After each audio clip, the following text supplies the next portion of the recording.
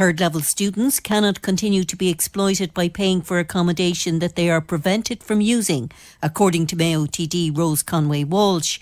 The Sinn Féin spokesperson on further and higher education has published the results of a student accommodation survey that highlights how student renters have paid thousands of euro in advance to secure accommodation that they're now prevented from using due to COVID restrictions.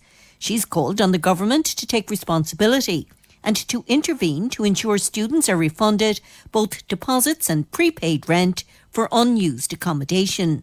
The Sinn Féin survey indicates that close to 60% of all student renters have paid more than €1,000 in advance to secure accommodation based on assurances from both the government and colleges regarding the feasibility of on-campus learning during the pandemic.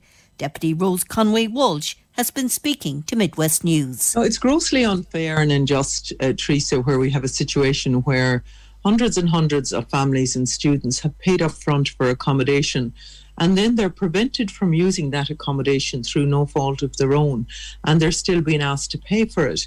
And I think the government cannot just abdicate responsibility. We cannot leave all these students and families having paid this money and just to basically tell them to suck it up. It's not fair. And they must step in, they must intervene to do something about it. Because the problem is we don't know what the next academic term will bring. So it's not like you can say, well, they'll probably be able to use it the next term, because it's just not clear at this point.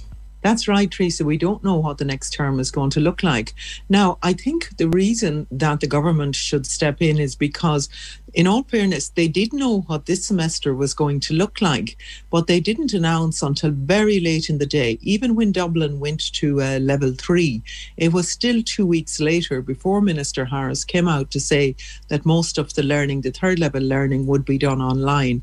I feel that if that had been done sooner and the timetables had been issued sooner, then parents and students wouldn't have got tied up to leases and commitments and wouldn't have paid this money in advance. So I think the tardiness of the government has led to this. I think it was completely avoidable, and I think for them now to turn their backs and say, well, nothing can be done about it is unfair. Now there are a number of things that I think that they should do about it, and I have communicated those to Minister Harris. While I suppose everyone knows somebody that's been hit by this, a relative or a friend or whatever. At the same time, Sinn Féin have actually done a survey. So you are aware of thousands of euro that are actually owed to students. We do, yeah. And the reason we did this is obviously we knew it was a problem because of so many students contacting us. Now, we have to remember that some of these students were already caught in March, in February and March of this year, where they still haven't got their money back for it. But what the student survey told us is that thousands had been paid up front. I mean, more than 58% of all the students that were surveyed have paid more than €1,000 up front. Now, students are unique in this situation, Teresa, because if you and I were going out to rent, we would be asked for a month in advance and a month deposit, and we would be protected by the residential tenancy boards. But for students, they're in a unique position in the rental market because they're often asked to pay for months in advance. Most students have paid up until Christmas, and even others have even paid beyond that. So that is not right. So then they have to pay an awful lot more than we would have to. So one of the things that we're asking the government to do, as well as to set up the fund like a COVID fund, because if COVID wasn't happening, then this situation wouldn't happen where students are treated so unjustly.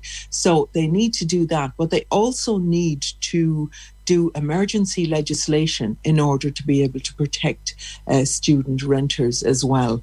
And they need to empower the residential tenancy board so that they can ensure as well that the student accommodation providers are living up to the mark and are treating students in a fair way. Students shouldn't be treated any different than other renters at the end of the day. So there are actions that need to be taken, and we would urge the government to take them as quickly as possible.